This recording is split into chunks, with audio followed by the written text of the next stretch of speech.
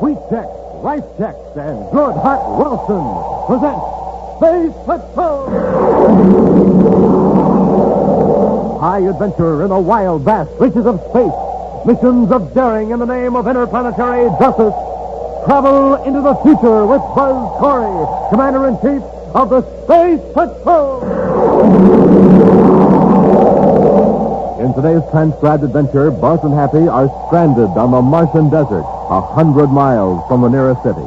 They've just come to an expanse of tiny green plants carpeting the desert for miles. Something's wrong with my throat, Commander. It feels tight. It's hard to breathe. Mine's the same way, Happy. It couldn't be the dust coming up from the ground, No, it comes from the plants. Every time you take a step, the plants shoot out spores, poisoning the atmosphere. It's getting worse, Commander. What's still worse, these are poisonous lichens. Poison? What are we going to do, sir? We can't go back. Well, if they go on, these plant spores will paralyze our breathing muscles. They'll suffocate. We'll be back in just a moment with today's Space Patrol story, The Electronic Burglar. Say, you want to have some fun, gang? Well, listen to this jet cycle. There's nothing in the tank but ordinary fuel, and here's the result. Just a putt-putt. That's all it is with ordinary fuel, but pour in some super fuel.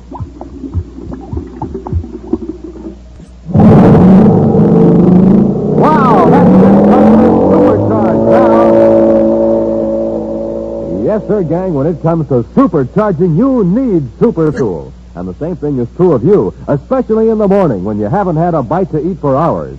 So to really get up ahead of steam, to really get set for a lightning takeoff, you have to get supercharged. And here's Buzz Corey's way of doing it. He eats a good breakfast with rice checks or wheat checks, the super cereals that help to supercharge you. Bite-sized checks. Checks, the cereals that taste so good. Checks, the cereals that are so crisp, so absolutely different. So take a tip from Buzz Corey. Eat a good breakfast with a super cereal and get supercharged. The super cereals, rice checks, wheat checks. Even on the man-made planet Terra itself, few citizens are aware of the existence of the Maris Design and Development Company. Yet from Mercury to Pluto, there's hardly a man, woman, or child whose life isn't made more secure and pleasant because of the engineering know-how in the creation of electronic devices by the Maris Company. And so when Howard Maris reported that his Terra offices had been burglarized, Commander Corey assumed personal charge of the investigation. Right now, Buzz and Happy are standing before the damaged door of the Maris Company vault, questioning the perplexed and worried executive, Howard Maris. I can't understand why the alarm system didn't work. I set it myself last night, just as I always do. How do you set it? There's a lock switch in my private office. Once that switch is set, nobody can force an entrance to the building without setting off the alarm. Well, what if somebody had the key to the outside doors? If they used it before regular opening time, even a key would set off the alarm. The only sign of force, inside or out, is at the vault door. Mr. Maris, are you positive you set the alarm switch last night? Absolutely. And the alarm did work, you know. Yes, but several hours too late. By the time our men got here, the metal on the Imperium door had cooled where the atomo torch had melted it. It's the most baffling thing I've ever run into, Commander. Mm-hmm. One fact is pretty clear, Mr. Maris. Yes, what's that? Whoever did this job was extremely familiar with your operations. Are you suggesting it was an inside job? It almost had to be. Just look at what was taken. Yes, the anoscope plan. The most valuable thing in the vault. Excuse me, sir, but what is this anoscope? It's a device for detecting mineral deposits hundreds of feet underground. It's 10 times more efficient than any other instrument or method we have. Those plans in the hands of someone who knows their value are worth at least 1 million space credits. Wow. Oh, excuse me. Yes, Maris here. Oh, very well. Commander, I'm wanted in my office. Would you excuse me, please? Really, Mr. Maris, go ahead. Thank you.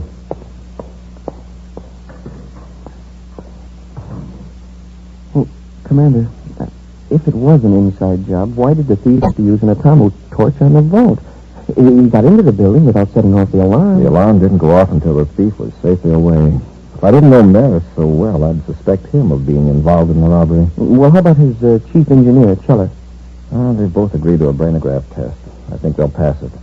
They've worked with Robbie and me on top-secret projects a number of times. Maris and Chella are exceptionally honest. Well, the security department men have gone over everything and haven't found a single clue. What's the next step? The brainograph.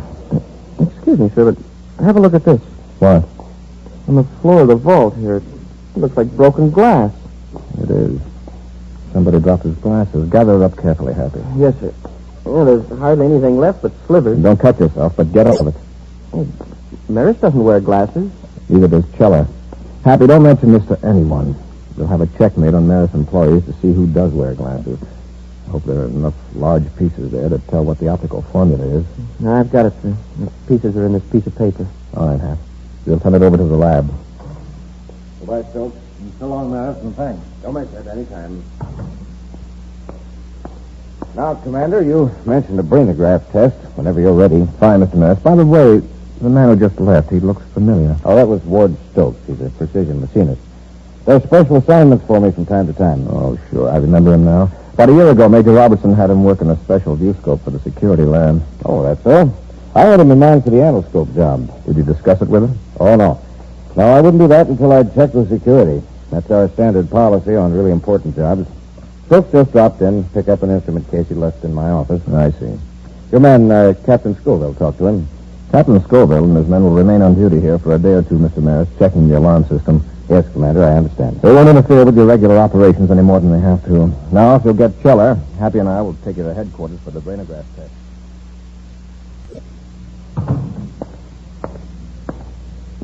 Oh, Stokes, you got the case all right. Yes, walked right into Maris' office. One of Corey's men gave me the once-over, but didn't even stop him. Has the case been tampered with? Oh, it was on the floor exactly where I left it yesterday. After all, it looks just like what it's supposed to be, an instrument case. Not even Boss Corey would suspect this small box of being an electronic burglar. And now that we've got it back here, no one will ever suspect. Oh, I see you found your spare glasses. You know, I've worn glasses for 30 years, and I never broke a pair till last night. And you never cracked the safe till last night either. Oh, did you? Well, if I did, I wouldn't have been so awkward when I removed the protective goggles. No. Well, it was a small price to pay for what we've got. Yes. That reminds me, you better put that robot burglar away and help me copy the anoscope design. Where do you want me to put the burglar? In the staging room for now. All right.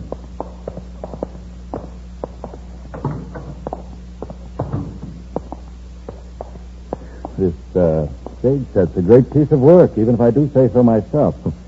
Startling duplicate of Mer's private office. Well, it would have to be, wouldn't it? Otherwise, we couldn't have trained our mechanical helper to find the alarm switch in the real office. You know, I've made dozens of machines operated by electric eye. But until you came along, it never occurred to me to make a machine that works for you instead of somebody else. Yes, Bartram, I guess that's it. The toughest part of the whole job was getting a hold of Maris' burglar alarm key long enough to make a duplicate. Maris doesn't suspect us. Corey doesn't suspect us. I'd say we pulled it off without a hitch. But now, we better get ready to blast off from Mars. Happy, I suppose you heard the results of the brainograph test. Yes, sir. Maris and Scheller didn't have anything to do with the robbery. Not only that, but they haven't the remotest idea who might have done it. That's great, except that it doesn't help us much. Oh, how about the fragments of glasses? Well, the lab couldn't tell a thing. The boys did their best, but the pieces aren't big enough to indicate the optical formula. Oh, well. Maybe it wasn't a thief that dropped it there anyway. Maybe not. Mary says that he and Schiller are the only ones that go into the vault. We would get this clue just when our chief optical expert is in the hospital. Dr. Pricer? Yes. I contacted Pricer and showed him the fragments on the telescreen. He thinks he could determine the lens formula after he's out of the hospital. When will that be? In 10 days. You know, I think I'll take his suggestion. Pricer says this man Stokes might be able to help us. Stokes? Oh, the fellow Maris was talking about? Yes. Stokes helped Pricer on some high-precision optical work a while back. Pricer thinks he's great. He could well be, with both Maris and Pricer raving about him. Now, let's pay him a visit, Happy, and see if we can put our glass jigsaw puzzle together.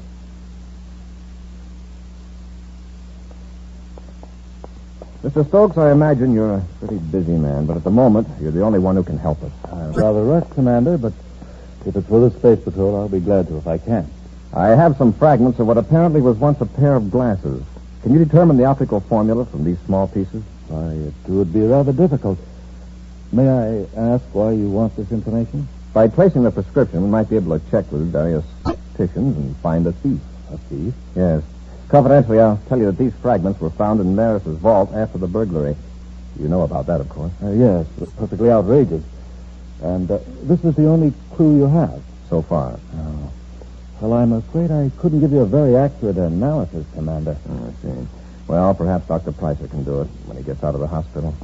However, let me examine these fragments more closely. Will you let me take them into my lab in the next room? Of course. It won't take me long to find out if further tests will be worthwhile. He didn't seem very interested at first, Commander. It's a challenge to his ingenuity. He'll probably help us. All these pictures of gadgets on the walls. Are these Stokes' inventions? I suppose so. Hey, come and look at this one, sir. The picture here by the door. All right. It's a miniature view scope, no bigger than your hand. An amazing piece of construction. I'd like to see the actual thing. Hey, I wonder what's in this room here. Happy. Oh, well, I wasn't snooping, sir. I just thought... Hey, look at this. What is it? For a minute, I thought I'd been here before. But this is an exact duplicate of Maris's private office. It does look like it. Same furniture arrangement, same size, same fixtures. Yeah, maybe the same person designed the offices, and Maris's is just like Stokes. No, I don't think so, Happy. What do you mean, sir? These walls don't reach the ceiling. This is a room built inside a larger room, like a stage set. You're right. It seems kind of silly. Certainly does. And then Hey, what's that, Commander? machinery of some kind, but I don't see. Oh, it's that instrument case. The lid's opening. Look at it, Commander. Now the whole case is moving, rolling across the floor. I wonder what could have started that thing up. Now look, it's running a long rod up in the air. Yeah, very ingenious. A telescoping rod in sections with a key on the end of it. Sure like to have one of those things. Here. Looks like it's on its way to unlock something. To unlock a mystery. Watch it closely, Happy. What was I to tell him about? Well, tell him you can probably figure out the optical prescription. Then, in a day or two, give him a fake formula. Good. And Corey will never be able to trace you. Go tell him and get him out of here. Yes. Commander, I've got good news for you. Commander, where are you? In here, Stokes. Oh. Happy and I are watching this fantastic gadget of yours. How does that thing get started? Here, I'll shut it off. No, wait. Let's see what it does. It's just a silly toy. I'll turn it off. Later, Stokes. But Commander. Hey, it acts like it's looking for something. Now it's heading right for that little doozy on the wall there. A lock switch. It's feeling for the keyhole. A very clever machine, Stokes. So that's how the alarm system was shut off. What do you mean? You can't deny this room is an exact replica of Maris's office. Suppose it is. Lots of officers are alike. I see. Then, of course, you won't mind taking a brainograph test. That'll be enough snooping, Corey. Get your hands out. You two cadets. Get their weapons, Stokes. Yes, Boucher. Keep behind them in case I have to use this ray gun. So you're Stokes' partner in the burglary. Boucher, huh? Hold them, Stokes. Confounded men, you should have locked the door. How did I know they'd be coming here? And that robot, how did it get started? The timing mechanism. I forgot to shut it off. So just 12 hours after the robbery, it started up again. Yeah. In another 3 hours, the robot would turn the lock switch back on, move back to its original position, withdraw its wheels and levers, and become an innocent instrument case again. Too bad Stokes has such a good reputation as a precision machinist, or we'd never have come here. It is too bad, Corey. But I'm afraid it's too bad for you. What are we going to do with them? We can't dispose of them here on Terra. We'll take them to my lab on the Martian desert, where they'll never be found.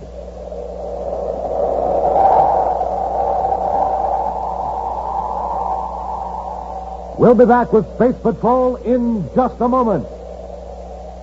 Say, gang, listen to this boy going to the breakfast table. He doesn't care if he ever gets there, does he? He doesn't like his breakfast cereal, that's why. No zip, no lift, no flavor. Now, here's a girl. Listen to how she goes to breakfast. She doesn't even bother about going. Same trouble. A cereal dull as can be. No taste, no tang, no nothing. Now, here's another youngster going to breakfast. No wonder he's in a hurry. He's really going for breakfast because this fella does what Buzz Corey does. He has a checkerboard super cereal for breakfast every single morning. Rice Chex or Wheat Chex. The cereals with that modern bite-sized design for easy eating. And boy, it's not just the size that makes Chex easy to eat. It's that flavor. Man, oh man, Chex have a flavor that keeps that spoon of yours going up and down, up and down, up and down until the cereal bowl's empty. So get the cereals that have you sprinting to the table for them. The super cereals that help to supercharge you. Rice Chex, Wheat Chex.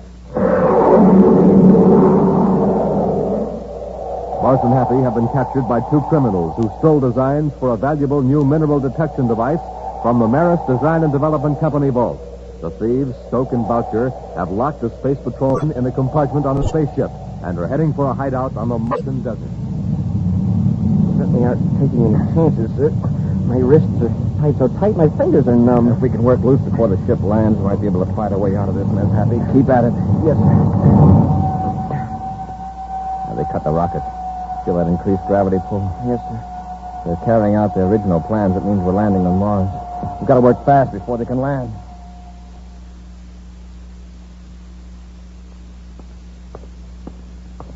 Unlock the compartment, Stokes. I'll keep them covered. All right. Now, you two on your feet. Let's check these ropes. Turn around. I said turn around. When I say something, I mean it, Corey. I'll remember that, Boucher. With the little time you got left, I suggest you dwell on more pleasant memories. Okay. The ropes are still tight. Get moving, you two.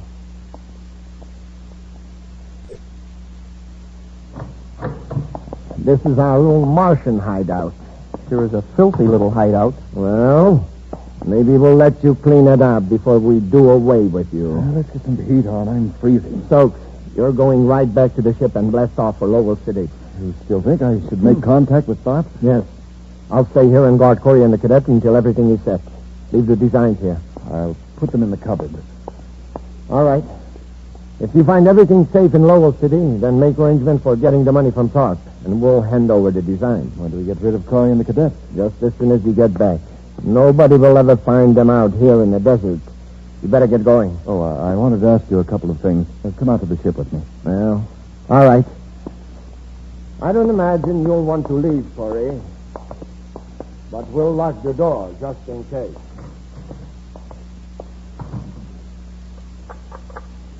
Well, sir, we've got until Stokes gets back to get out of here. Even if we overpower Boucher, we'll need Stokes' ship to escape. Do you see a space phone in here? No, sir. But maybe there's one hidden around someplace. Happy, there's a heating control. Kick the switch with your foot. You cold, sir? No, but put it on full, quickly. Yes, sir. There it is. Good. Now, if this room will just heat up in a hurry.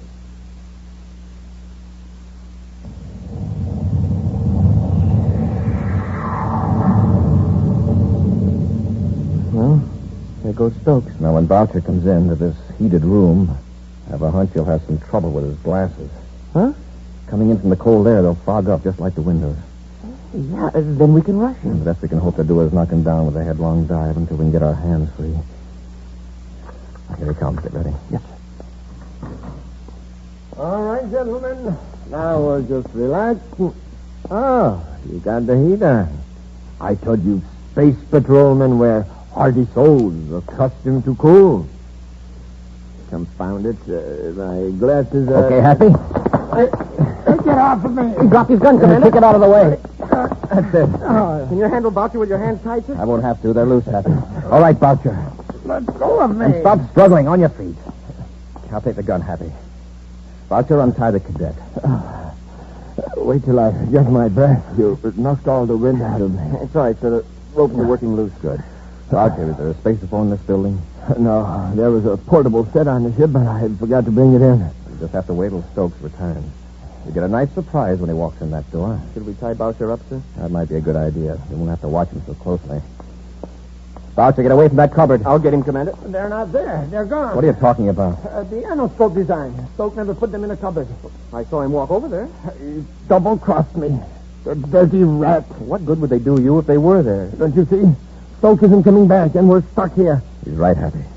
This puts all of us in a tough spot. Boucher, how far did you say it was to the nearest city? 100 miles. 100 miles of desert. We don't have any way to call for help. We'll die out here. We only got food for 2 days. Maybe. But we're not going to stay here. Take what food and water we can and start across the desert. On foot? We could never make it. We're going to try it. Now, where's the food locker? Come on, Boucher. You're lagging behind. Don't make me walk anymore, please. You've got yourself into this. We're going to keep moving. All right. I'll try to make it. That's it. Now stop blubbering and save your breath. Hey, these green plants are all around us. They're lichens, Happy. In the Martian summer, they turn rough-colored. Stop. Wait. Now what? I feel sick. Something's wrong with my throat. Well, I don't feel so good myself, but we've got to keep moving. Hold on a minute. There's something strange in the air. It's dust coming up from the ground, sir. Every time we step, a little puff of dust spurts up. From the lichens, Happy. They're spores. Spores? Yes, tiny cells from these plants. This kind is poison. What? It's getting into our throats, lungs. Let's get out of them quick. But we've got to keep on going. The plants stretch for miles in all directions except behind us. Well, then let's go back. We can't go back. Commander, these spores, what do they do? If we keep inhaling them, they'll paralyze our breathing muscles. We'll suffocate. I'm going back. Boucher, come back here. Grab him, Happy. Boucher, keep your head. All this stomping around's making it worse. Stand still, Boucher. Be quiet. Look around, examine the terrain. Maybe we can find a bare stretch of ground. It's hopeless. We're trapped. Trapped on the desert. I said be quiet. See anything, Happy? No, sir. Except that low hill. There seems to be a tower of some kind. Yes, a power relay tower. There's one every 20 miles. Maybe there's a spacephone at the tower. If we can get there, we could call for help. That's worth a try. Come on, let's go.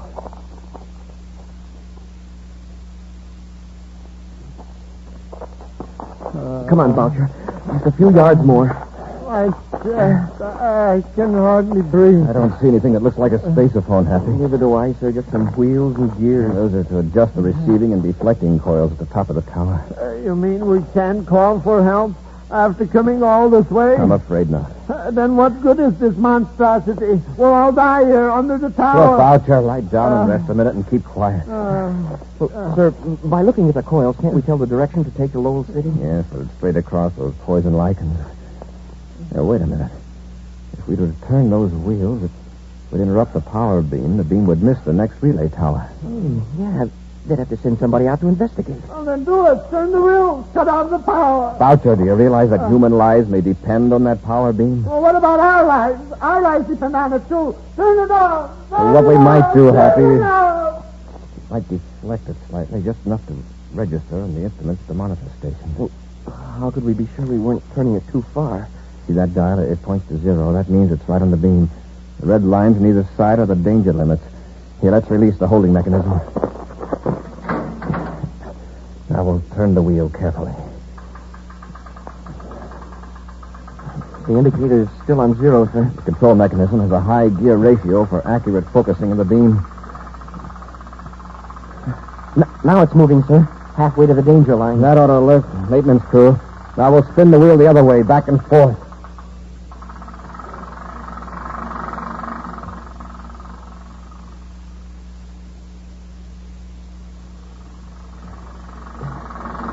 Want me to take over again, sir? You must be tired. All right, Happy. Thanks.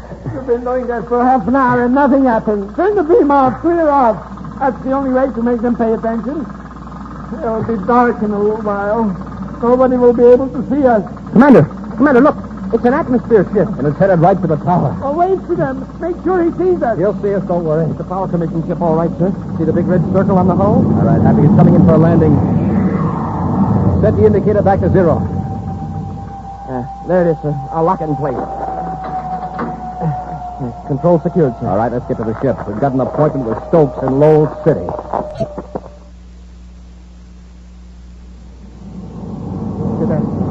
I told you and the commander how you can pick up Stokes. And the man who's going to buy the design. They will go on my record one day. Oh, sure, but I'm afraid it's a little late now to start thinking about getting off easily. Happy, I just talked to a Lowell City Space Control on the pilot's spaceophone. They're putting a guard around Stokes' ship in case he tries to blast off. Fine. When do we get to Lowell City? In a couple of minutes. We'll turn Boucher over to the spaceport guards and go after Stokes and Starr.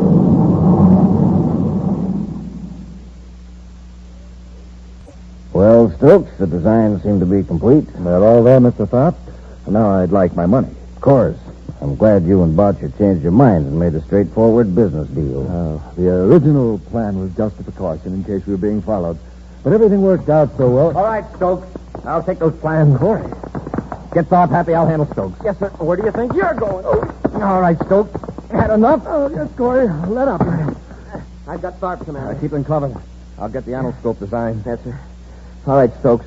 Move over next to your partner. Just tell me one thing. How did you get out of the desert? Well, Commander, why don't we let Boucher explain that to him? It'll give them something to talk about for the next several years they're going to be spending together. We'll be back with an action preview of next week's exciting Space Patrol story in just a moment. Say, you want to hear something funny? Listen to this.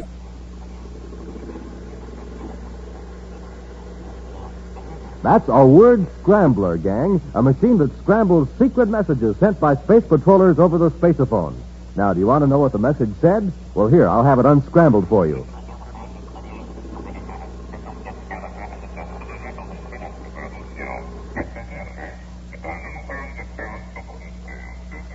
To get supercharged, eat a good breakfast with Instant Ralston. That's one of the most important messages a space patroller ever sent. Yes, sir, when you sit down to a good breakfast with good hot Ralston, well, boy, oh, boy, that's your day to shine. For Instant Ralston packs a wallop in every spoonful. It's rich whole wheat. Remember, rich whole wheat. That means it'll warm up your motor, tune up your thinker, help start off your day with a bang. Yes, that's the kind of start Buzz Corey gets. That's the kind of start you need to be a winner just like him. So come on, Space Patrollers, get supercharged. Eat a good breakfast with good hot Ralston. And now for a preview of next week's exciting Space Patrol story. Buzz and Happy are on Venus on a farm where food is chemically grown in large tanks. As they walk toward a building where Tonga is held captive, huge sun mirrors atop several tall towers turn ominously toward them. Oh, the rockets, Commander, is really getting hot all of a sudden. Yes, waves of heat. Even for Venus, this is unusual. Oh, my eyes. What a glare. Happy, don't look at those reflectors. They'll blind you. Let's run for the building and get out of this sun. Pat, look out. They're focusing those sun mirrors on us. A whole battery of them are pointed right toward us. Maybe we can dodge them. Run back this way. Commander, they've got us surrounded by those heat beams, and they're closing in. They hit us with all those at once. We're finished for good. Be sure to be with us next Saturday for the exciting story, The Space Shark, when wheat checks, rice checks, and good hot Ralston again bring you Space Patrol! And now here's a message from Commander Buzz Corey. Here's a little riddle. What is it that is scarce, valuable, and necessary, yet given away free? The answer is blood, the gift of life. Yes, when grown-ups give blood at the Red Cross Center, they don't receive money, but they do receive the wonderful, deep-felt satisfaction of knowing they helped save a life. Now, how would you like to help me get more people to save lives?